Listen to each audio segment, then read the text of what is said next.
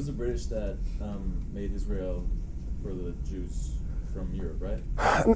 Technically, no. What happened was the Palestine became a British mandate after World War I. Mandate, in other words, conquered territory. Mandate is the euphemism for we conquered this. What the League of League of Nations, which was the precursor to the UN, sanctioned what Britain had done. What happened was at the end of World War II, the UN voted and Britain abstained. Britain did not vote for. They could have vetoed it. They had veto power, so they could have just said no. But they abstained, which then meant that they didn't exercise their veto, even though they didn't exercise a yes. And what the UN did was they voted to then split Palestine into an Israel and a Palestine. And they could do that because it was technically British, like it belonged to Britain. Britain did not enforce the split. Britain protested and said, we're against this, we think this is a big mistake. What ended up happening was the British then decided, because they disliked it so much, that they were going to try and prevent Israel and Palestine from forming. The problem is they put their emphasis on preventing Palestine from forming. So Israel ended up coming into existence, and Palestine ended up just disappearing. I mean, in a way, except for the fact that there are 2 times as many Palestinians as Israelis, and this is a long, festering, oozing wound that the world has self-inflicted on itself because it decided that it wanted to create a state that served only one religion at the expense of the people who were already living there. I don't understand how they were allowed to make a nation, like just split a nation that was already occupied and put people there. What do you mean? Do you know where you live?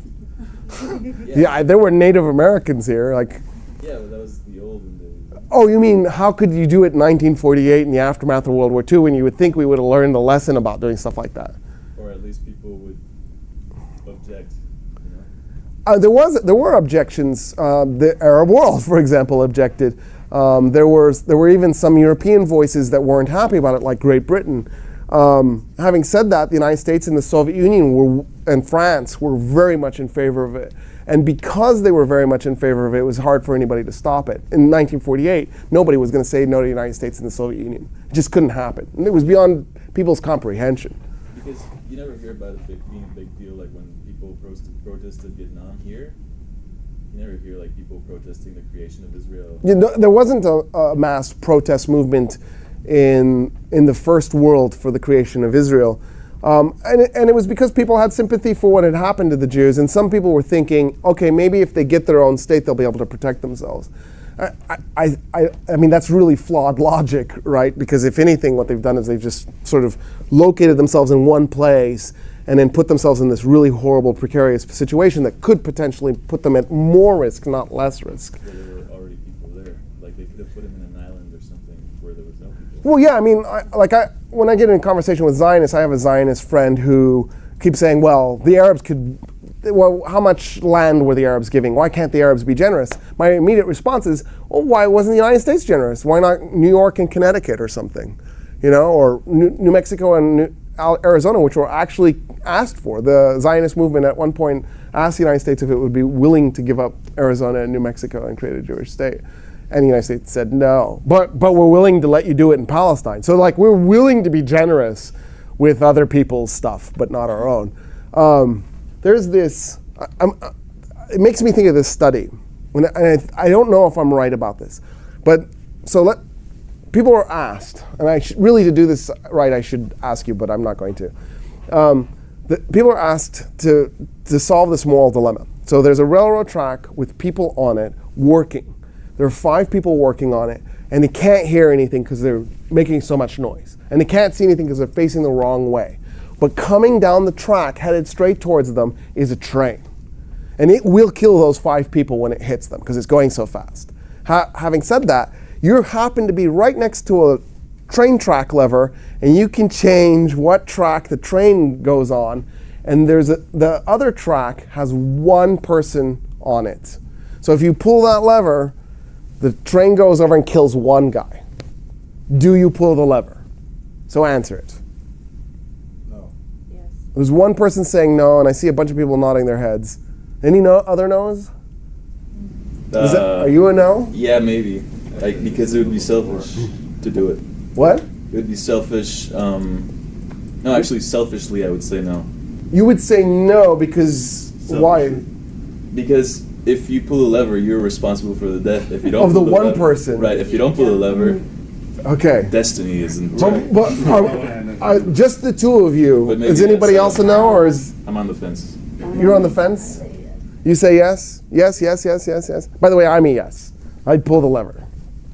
Okay, so now, most people say yes. The vast majority of people say yes. I'm glad, though, that you had that conversation because it was really good. Now, we're going to change the scenario slightly. Same thing, 5 people, can't hear, can't see, train barreling straight at them.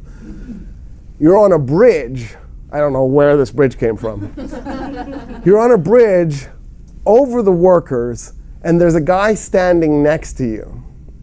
All you got to do to stop the train from hitting those people would be to flip the guy standing next to you off the bridge. Because as he falls to his death, the workers will notice and the train will notice. And the workers will be able to get out of their way.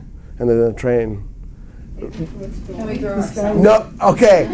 See, okay, so that's... Everybody says no, right?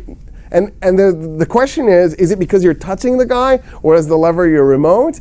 And people are then asked, and they don't know the answer. I think that's the answer. The answer is you could have thrown yourself. Why didn't you throw yourself? If you're so adamant about saving those 5 guys, why are you sacrificing Bubba here when you could go? And I think that's the real reason the people who said yes in the first scenario say no in the second, is they don't want to die, and it's morally gross to sacrifice the guy standing next to you. But the researchers said they couldn't figure it out. I'm pretty sure this is obvious. I'm pretty sure that's the answer. And that's the thing that I don't get about the United States and our policy towards Israel. Okay, if it's such a good idea, why don't we do it here? Let's give the Israelis a homeland here that'll be Jewish only, and if you're not Jewish, you have to get out. And when you put it in those terms, suddenly it becomes maybe not so desirable. And then the other question is, Palestine obviously had nothing to do with the Holocaust. We're obviously doing this in part because of the Holocaust. Well, why don't we put it in Germany then? Why didn't we carve off a chunk of northern Germany and call it New Israel? Hamburg could have become New Jerusalem and just give them northern Germany, right? That only seems fair, especially since most of the Jews that we're talking about were either American Jews, and most of them were of German descent, or they were European Jews, and most of them were of German descent, right? There's a reason why Yiddish was the dominant Jewish language in Europe. Yiddish is just German with a Jewish accent and some Hebrew words. And Yiddish is also an awesome language, by the way. Some of the coolest words ever are Yiddish. But anyway, it's a different story. Didn't they want to be close to Jerusalem and all that stuff like that? Okay. But then you say, well, so then it's a religious thing, but most Zionists will go, no, this isn't about religion. And it's like, well, if it's not about religion, then why do you want to be so close to Jerusalem? Clearly it's about religion. But then they say, no, I'm an atheist, or I'm a secularist Jew, and I'm a Zionist. And it's like, well, then why did it have to be Jerusalem? This was our homeland. This was your homeland? You're 2,000 years old? I don't understand. Here's the twist. The majority of Palestinians are of Jewish descent and are ethnically more Jewish than the European and American Jews who went and created Israel. So every time a Palestinian is murdered by an Israeli, a person who's more Jewish is killed by a person who's less Jewish. It's true that the Israeli is actually practicing Judaism or is a secular Jew. And it's true that those Palestinians are Christians and Muslims whose ancestors converted from Judaism to Christianity and Islam. But it's just a weird, ironic twist. I mean, it's embittering how ironic it is. It just doesn't make any sense. And here's the problem. I don't think I said this plainly last time, so I'll say it, and then I'll let you go because I'm way over, but I'm sorry. Let me just do this. The problem is if you said, okay, we're going to create a new state, and it'll be secular. It's not for one religion anymore. It'll be a democracy, secular, and there'll be rights for all minorities. And by the way, Muammar Gaddafi actually suggested calling it Isra'tin. Israel and Palestine, Isra'tin. So, it sounds terrible to me, but whatever. I don't care what you want to call this thing. Call it Israel, call it Palestine, call it Israel, call it Israel, Palestine with a hyphenation like your parents did with you. I don't care. Whatever it is that makes you happy. But if you did it, suddenly there'd be 13 million Palestinians who are Christian and Muslim. I think it's like 10% Christian, 90% Muslim. And then there'd be 6 million Jews. So the Jews would become an instant minority in that state. And they don't want that to happen. That's why they're fighting the Palestinians. They're not fighting the Palestinians because the Palestinians are attacking them. The Palestinians aren't attacking them. They're fighting the Palestinians because they don't want to have Palestine integrated with them because they'll instantly lose their majority. There are actually 7 million Palestinians living in Palestine and Israel. But 5 million are confined to the concentration camp that we call the Gaza Strip. It's just a concentration camp. And then the ghetto that we call the West Bank. It's basically a bunch of little ghetto pockets. And so by doing that, what the Israelis have done is they've created a situation where the natives are in internal exile.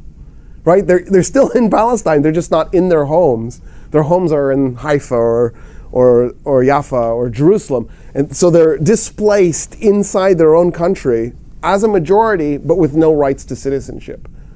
This is like the most nasty thing since apartheid Israel, apartheid South Africa. It might be worse than apartheid South Africa in some ways.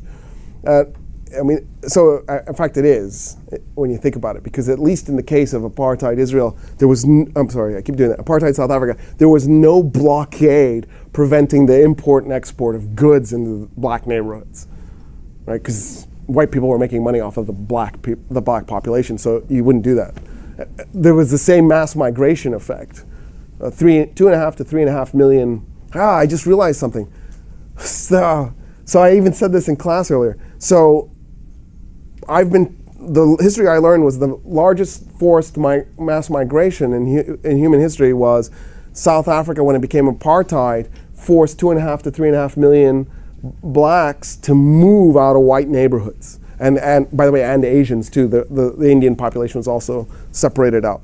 Well, the vast majority of the 5 million Palestinians living in the Gaza Strip and West Bank are themselves refugees forced out of the rest of Palestine. So that's actually probably a bigger population. Because I would be surprised if it was more than 1.5 million people were actually from those two places. I bet 3.5 million are actually displaced refugees.